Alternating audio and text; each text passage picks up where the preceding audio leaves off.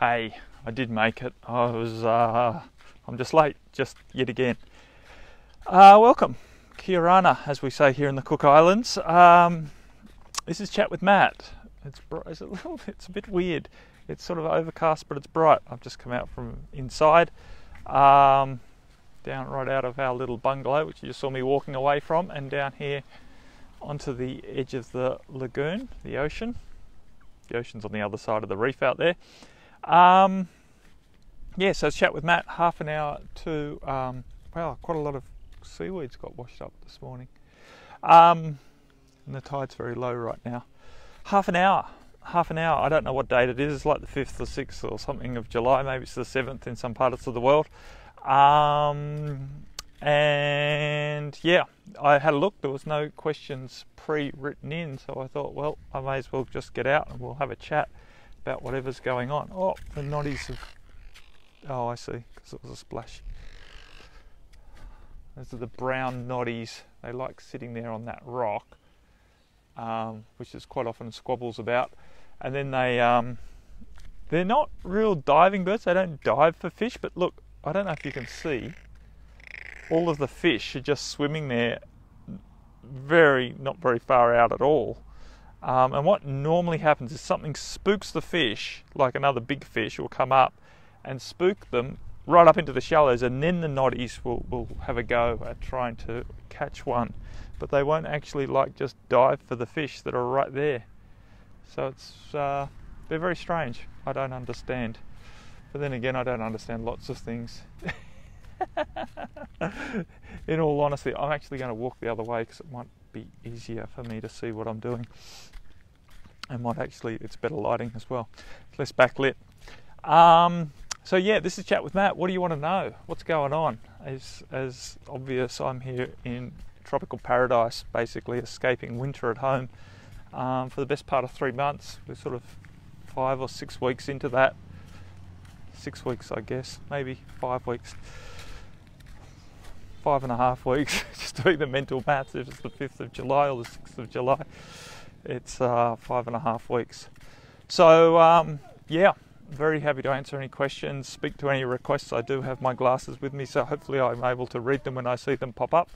And I am sort of got my little selfie stick that turns into a tripod, so I can stop and do that as well. This is the native hibiscus of the Cook Islands. Those are the flowers there that are yellow during the day and turn brown at night, and look quite beautiful. Quite beautiful when they fall on the sand. Kia ora. A couple of locals on mopeds, scooters on the beach. There's a little resorty thing here called Paradise Cove, Paradise something anyway. Wow, the tide is really low this morning, so I've got quite a lot of beach to walk on. But yeah, this is it. I'm going to put my glasses on, it's going to help. These are supposedly progressives, which I'm only just really getting used to because I don't wear them very often. So when I look through the top, I can see normally. I'd love to know how to get there right now. Yeah, not real easy, Christina, other than teleportation, because Cook Islands are in this thing they call a travel bubble with New Zealand only. So because New Zealand has pretty much not got any active COVID cases in the community, all cases are basically just in the quarantine centres where people coming into the country have to spend 2 weeks. And Cook Islands is also COVID free. We have this travel bubble that opened up in mid-May. So yeah, it's relatively easy for New Zealanders to get here, but not much else. Here's a question. Do you think we can ever reach a point of total emotional and mental and physical health all at once, or will we always retain an imbalance in order to stay in a human body? It all comes down to degrees, I think, Christina. It's like, what is total health? You know, to what level do we measure physical health or mental health even? Because it's where you draw the line that counts. I don't believe we'll ever be in bodies where there isn't some level of discordance somewhere going on that could be improved, and thus you could say you're not in total health. And same mentally, right? Whoever is in a state of mind where there isn't something going on that could be improved upon, some level of anxiety or some level of confusion or some level of what you might call imbalance. But again, it just comes down to degrees. You know, there's no real thing. You know, like here's another example. There are no straight lines. There's no such thing as a straight line. Like, we draw what we think are straight lines, but it only appears straight to the point of which we're able to measure. The more that we zoom in on it, we see that the line isn't straight. You know, in nature, they've come to some conclusion that the longest straight line is tiny, like in nanometers, you know, 10 to the negative 9 meters.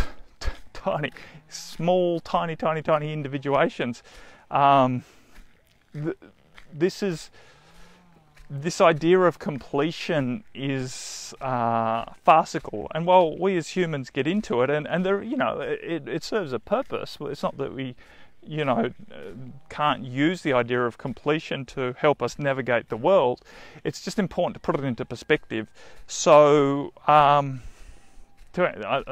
think that answers the question. I think we can attain, here's a better answer maybe, I think we can attain a state where we are very much happy with the condition that we're in, physically, mentally, emotionally. I think there's the ability to be very, very content with our level of health, which is basically good health, right? If you're content with the level of your health, then you're basically in good health, right? It's a decision that we get to make, whether we think that our level of physical, mental and emotional health is adequate or not. And I'm not saying that we just get to a level of acceptance that we just put up with quite a lot of discordance. I believe as we approach that area and we do find this level of contentment, then the discordance naturally reduces. So basically, if you've decided you're in good health, then and you basically got some level of discordance at that point that you're choosing to be content with, that over time, through that process of contentment, a release keeps. One thing I didn't bring was water. A release keeps occurring to the point where the level of discordance diminishes significantly, to the point where it might even become imperceptible to the human condition, which I'm going to rephrase that, because would it be imperceptible to the human condition? Because I think the human condition would continue to improve in its awareness. Someone's using a chainsaw up here, would you believe, or something that sounds like a chainsaw. So anyway, I believe we can get to a state where we're no longer worried about our health, where the level of discordance that we're carrying, either physically, mentally or emotionally, is inconsequential to our functioning and our enjoyment of this planet.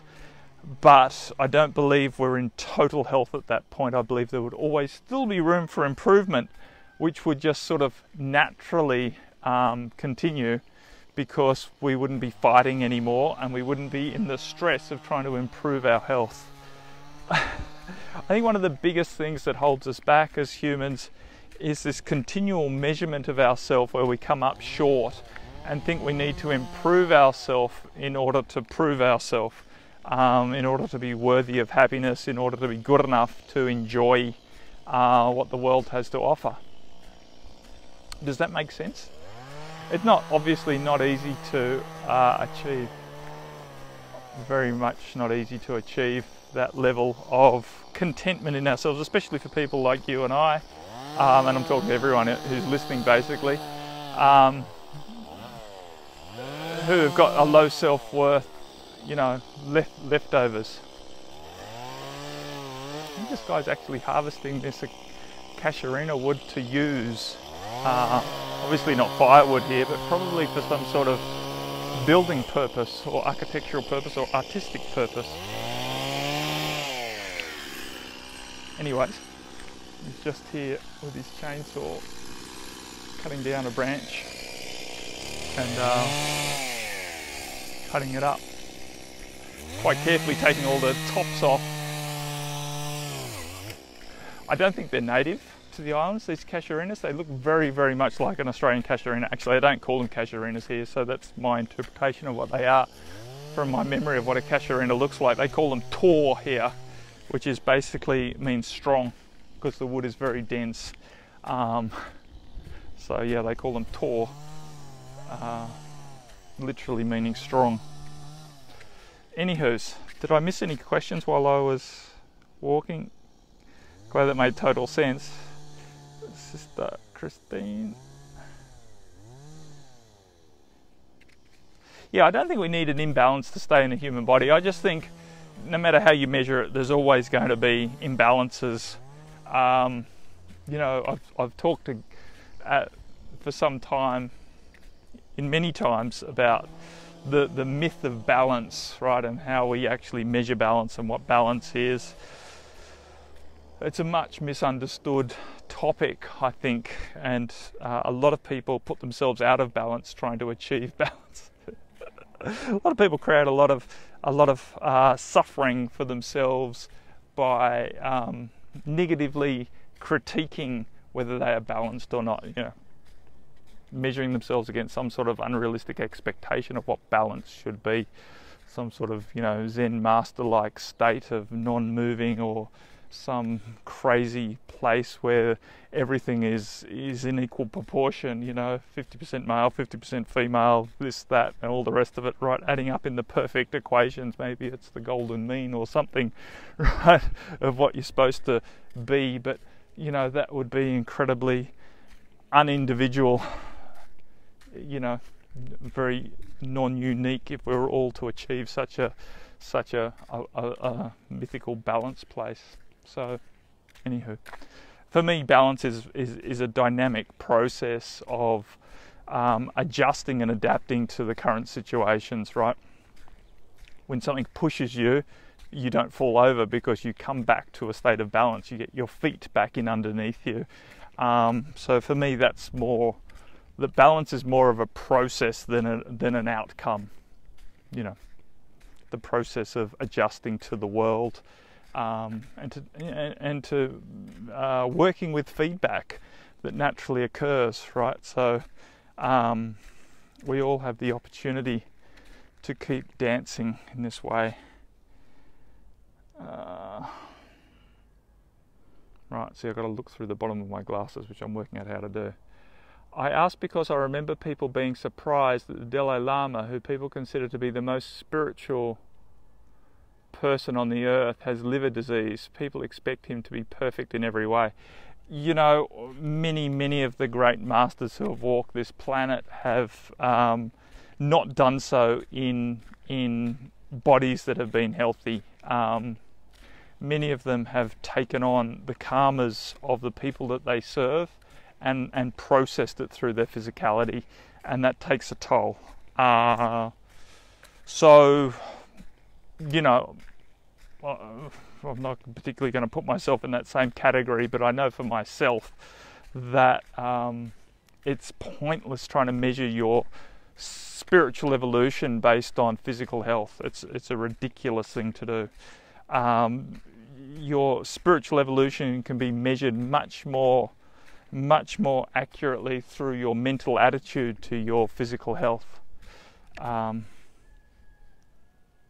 Hey, Sister Sharma. You are very welcome from Toronto. I'm here on the Cook Islands, walking along the edge of the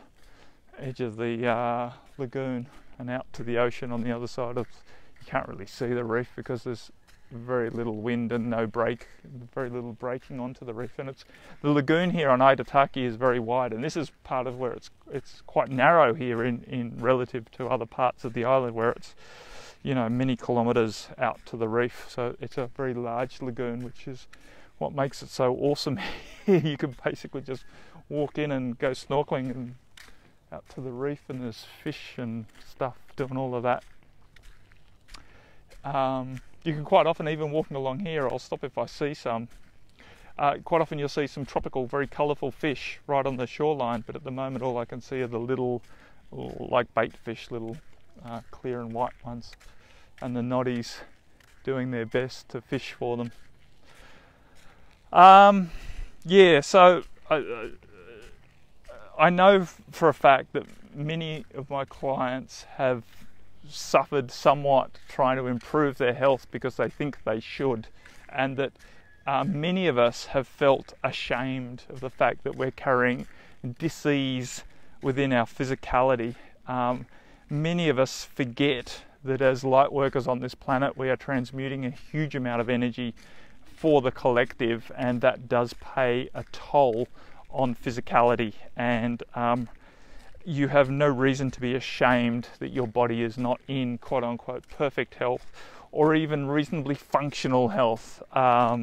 What's much more important is your state of equanimity, your state of peace with the situation. And that doesn't mean that you should never get frustrated with the fact that you're in pain or not functioning. It's very normal. Hey, sweetheart. They're very sweet, these noddies. Can you see him down? Oh, maybe I didn't have him in frame very well. It's not very easy to see the thing. I know I did just miss a thing. But yeah, you shouldn't feel ashamed of...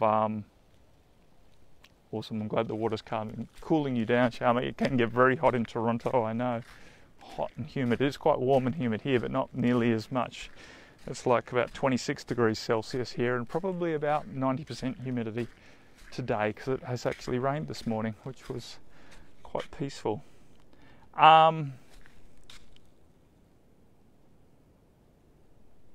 We have trusted others with our health, which is quite... could potentially be quite a mistake. It's part of human evolution. We've just come through a very dark period where authority and rules have ruled the roost, and it was just very natural that we've trusted a lot of people with a lot of things. We've trusted others with our spirituality as well and told us what spiritual is. We've given away our power to religions. We've given away our health to the medical fraternity. We've given away our sovereignty to various levels of authoritarian control, which we're now waking up from. So it's okay, it's all been an experience, it's all been valuable, but like everything, it continues to change, and we're going through a process now where that change is becoming very apparent and somewhat scary for many people who, the ego just doesn't like change because of the unknown, and at the moment we are changing quite quickly.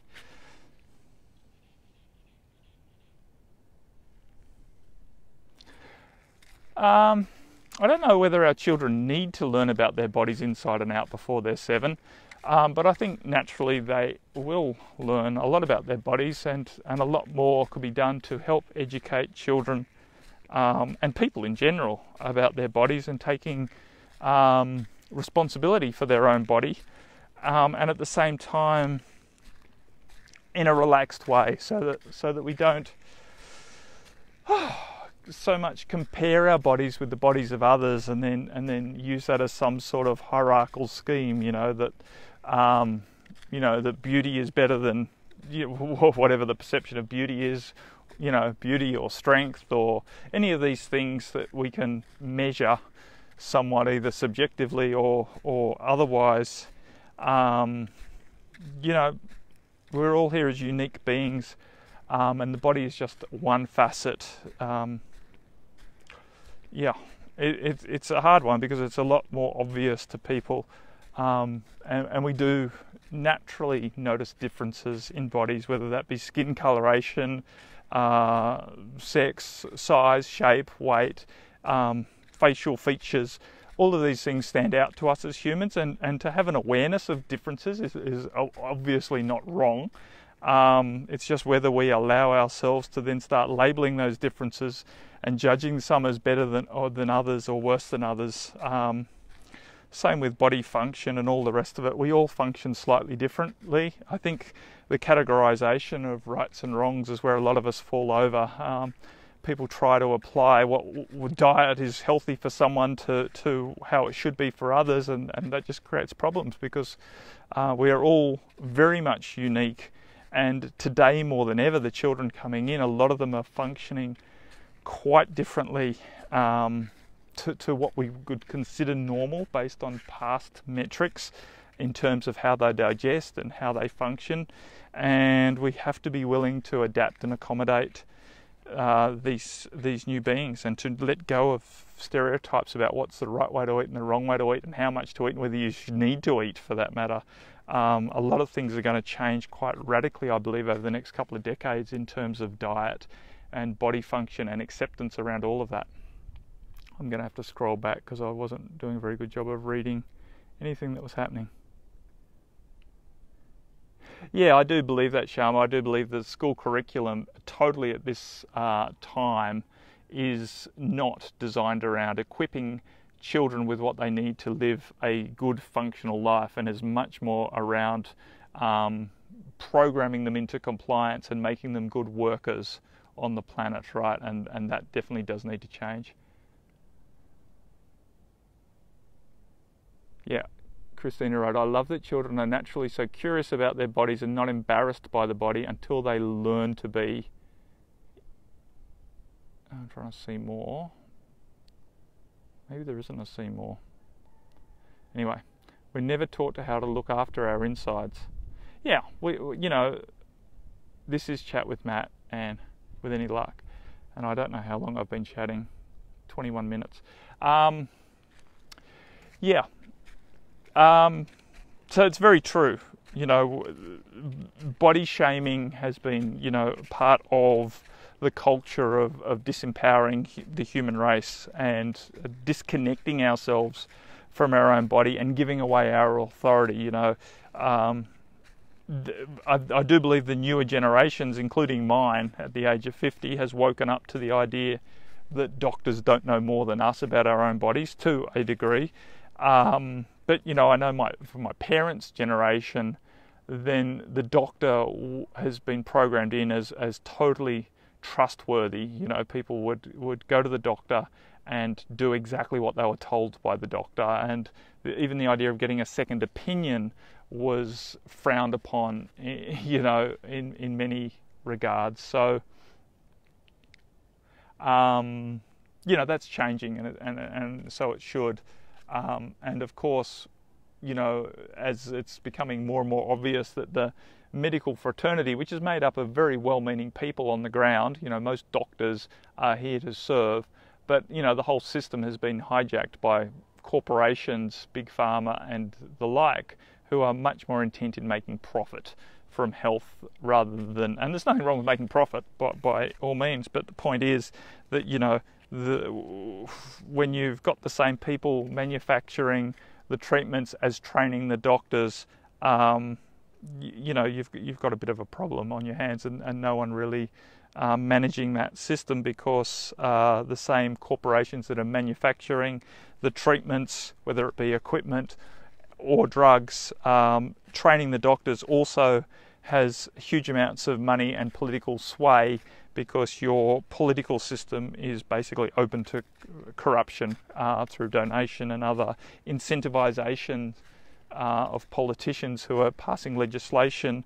Then you've got a media system that is very easily used to program people with a belief system through consecutive messaging, whether it's in entertainment or whether through advertising. That they use both methods to indoctrinate the human psychology into what is right and what is wrong, and what you should do and what you shouldn't do.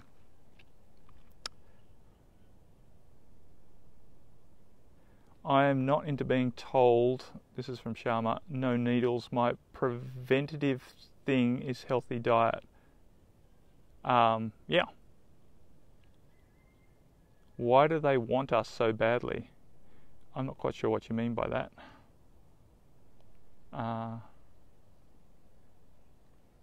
They don't want us particularly. They just want to control us. They want to keep harvesting energy from us. Basically, if we go right to the top of the dark agenda,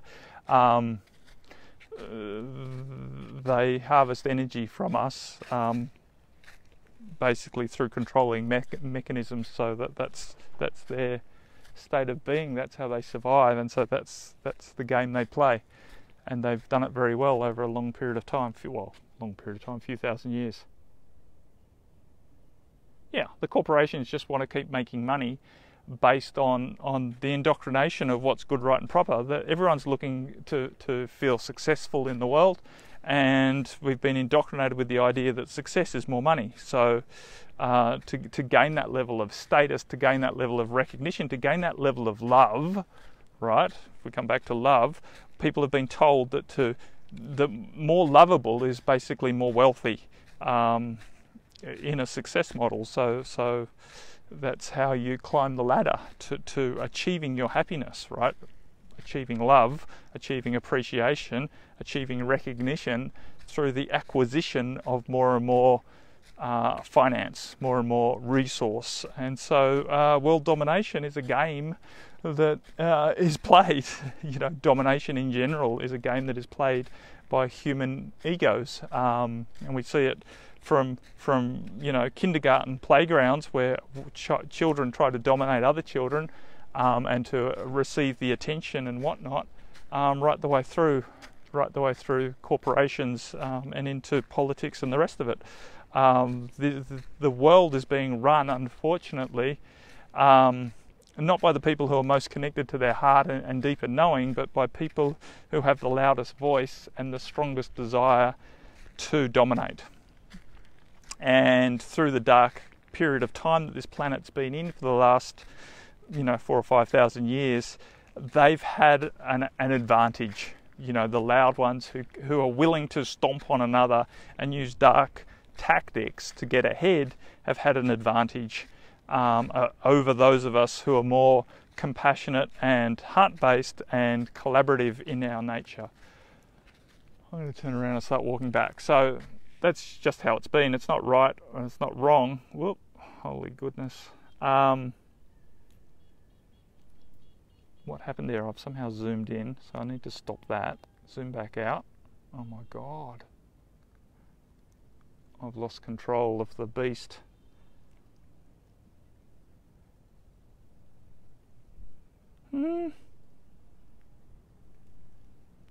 Right, well now I've turned the camera around. I can really not see very well in this light the controls, and that's left us with a bit of a problem. Okay, so that's better. Now I just need to get the comments back.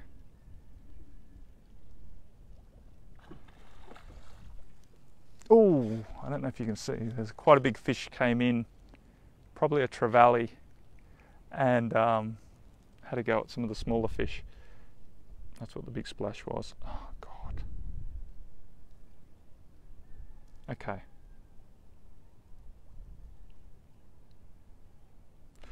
I'm out here in the bright light and I can't actually read, and I've somehow lost the comments. No, I don't want to write a comment. I just want to get back to being able to read them. Thank you very much. I think you have to scroll one. Oh, there we go. Swipe.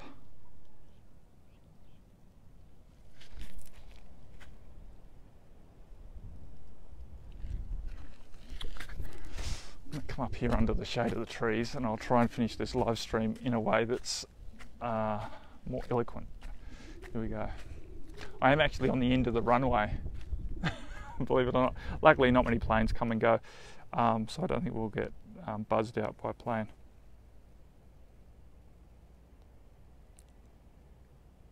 Okay.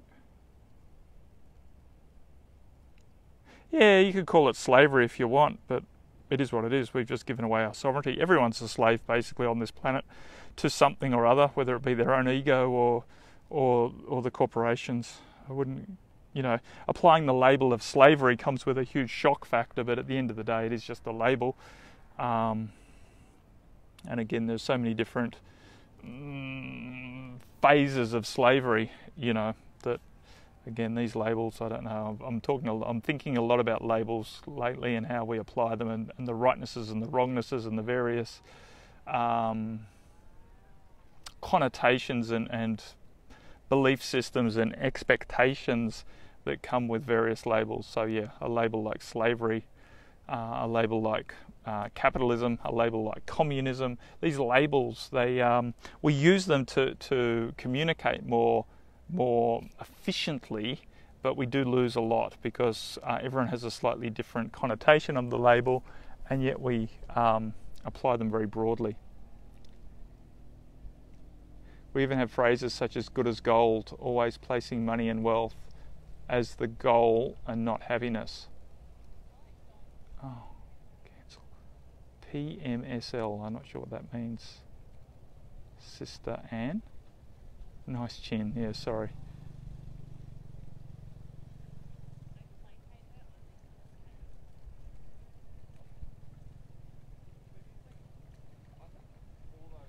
Yeah.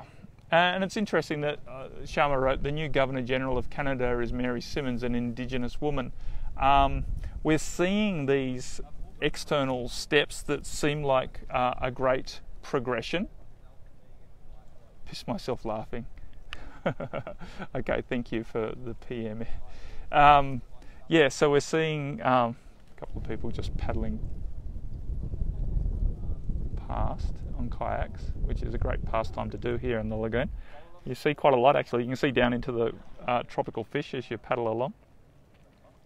So you don't even have to get your face wet to basically snorkel. Although you do see more snorkeling, that's true, but it is quite fun to paddle around. Yeah, so it's interesting that we're seeing a level of progression, but in many ways that we see, and I'm not saying, I know nothing about this woman and her background and all the rest of it, but I've seen time and time again that there seems to be a progression made with a more feminine presence, with a more Indigenous presence, but quite often these presences are carrying quite a level of manipulation, right? They're not as, there's much further to go with that, and quite often these forerunners who come into the role have been heavily, manipulated.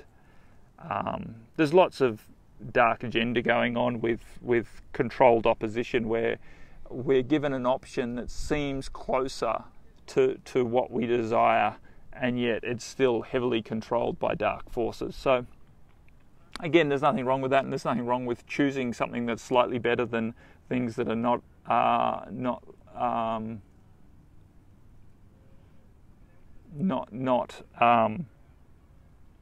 that are obviously not in alignment with us. But what I'm saying is not to rest on your laurels when you think something's made an improvement, to think that we're sort of home and hosed is an expression from my childhood, which is about sailing, when you're basically back in the club and you've hosed your boat off. When it's not done yet, and so we're seeing some progressions made with leaders coming to the fore, environmental wins, so to speak. Things like the ban on plastic bags, for example. Various progressions are being made, but we're still a long way from living in a society that is up to scratch. Christine wrote, by the way, I think you are beginning to accept the comfort of the Cook Islands as I can see you glowing with light. Yeah, I've been meditating all morning, so that might help too.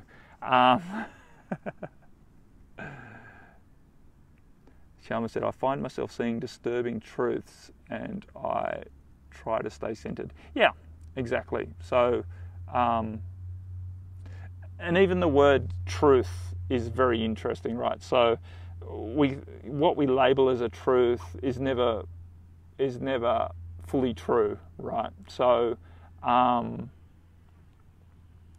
so we see a level of truth, or we come to a deeper awareness of the depths that things are not true,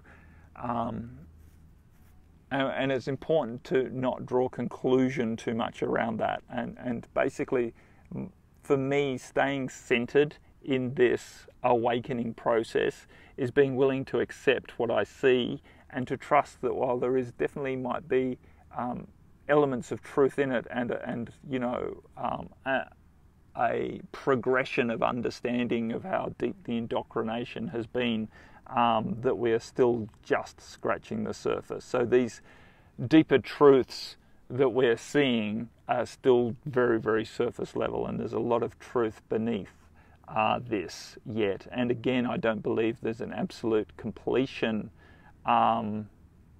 There's a completion that exactly you said I see truth as it resonates, and understanding that as you continue to evolve, what resonates with you will continue to evolve as well. So what's currently resonating with you call truth, but you are ever evolving, and so your truth will continue to evolve as well. And there's nothing wrong with that. It's just beneficial, in my opinion, to be aware of that thing, so that we don't make our truth absolute and then think anyone who believes anything different to us is somehow wrong, because they're just resonating at a different frequency, whether that frequency is lower than ours or higher than ours, and whether there is really higher or lower, or whether it could just be side to side, or whether it's all just a big friggin' spiral anyway, and there's no real way of measuring. There's no real hierarchy, but other people are resonating at different frequencies, and so their truth is different to our truth, and there's nothing wrong with that. And not only that, our truth will continue to evolve as our frequency continues to change, and there's nothing wrong with that either. What's beneficial is for us to both appreciate our own truth and honour our own truth, while maintaining allowance for others to have their truth as well, and not to go into fight against what others believe is true simply because we don't believe that to be true. That's where we fall over, right? That's where it all gets very, very egoic and messy, and we lose our peace and we lose our ability to function well as a society. Yeah, so we just go by the gut. We make our own decisions around what feels good to us, and we're happy with that, right? Even though it might go against the status quo.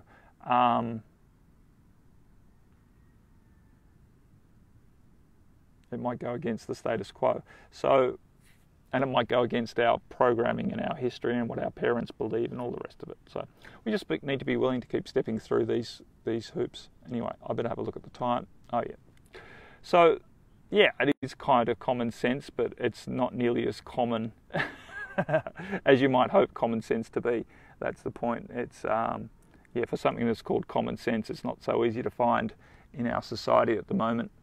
And that's okay. That's just a reflection of the fact that we are going through a turbulent time of change, and so a lot of people are reflecting more of what they are releasing rather than their true inherent nature. So most people are exhibiting behaviours that are based on the energies that are processing through them as part of the awakening process, as part of the purification process as we come out of a dark age, and less reflecting the truth of who they be.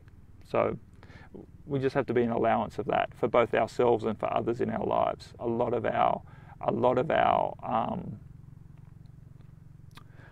our behaviours are being influenced by what we are releasing.